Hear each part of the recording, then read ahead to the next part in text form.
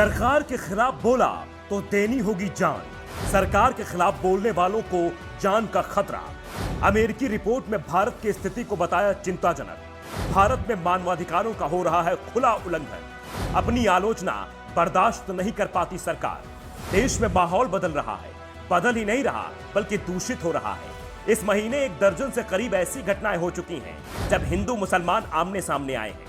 करीब दर्जन भर राज्य इन टकरावों के गवाह बन चुके हैं, लेकिन सरकार वो तो जैसे सोई हुई है, उसे ज्यादा फिक्र भी नहीं है। सरकार केंद्र की हो या राज्य की, कार्रवाई के नाम पर वोट बैंक को पहले देखा जाता है और कार्रवाई से पहले अपना और पराया देखा जाता है।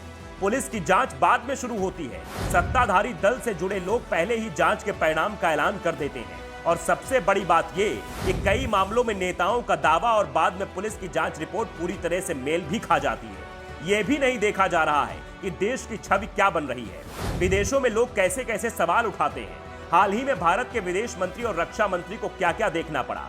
देश के रक्षा मंत्री राजनाथ सिंह और विदेश मंत्री एस जयशंकर अमेरिका गए थे। अमेरिकी समकक्षों के साथ 2+2 की वार्ता हुई। अमेरिकी विदेश मंत्री एंटनी ब्लिंकन ने दावा किया कि हमारा देश भारत में बढ़ती मानवाधिकार की घटनाओं पर नजर रखे हुए है। भारत के दोनों मंत्रियों पर इसका जवाब नहीं था।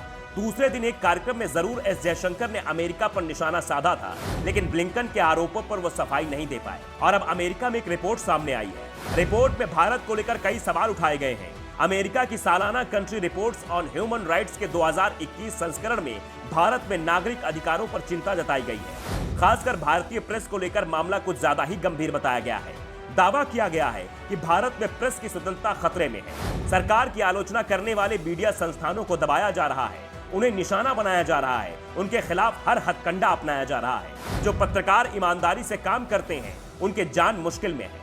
खासकर राज्यों की सरकार उनकी मदद नहीं करती है। पत्रकार जिसके खिलाफ रिपोर्ट चलाता है वो ही जान का दुश्मन बन जाता है। पिछले साल जून में यूपी के एक अखबार कंपू मेल के पत्रकार शुभम मणि त्रिपाठी की जान पर बनाई उनकी एक खबर के भारी पड़ गई। त्रिपाठी ने अवैध रेत खनन को लेकर खोजी रिपोर्ट प्रकाशित की थी।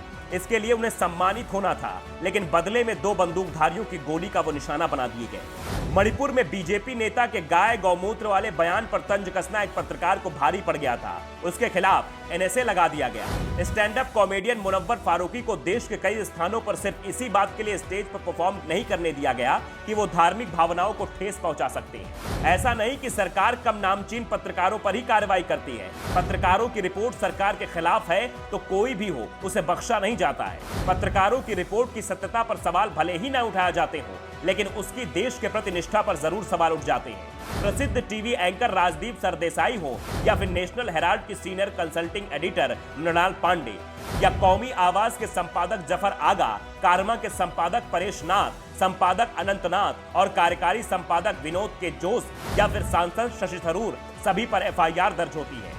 इन पर पिछले साल गणतंत्र दिवस के दिन किसानों की ट्रैक्टर रैली के कवरेज को लेकर राजद्रोह का आरोप लगाया गया।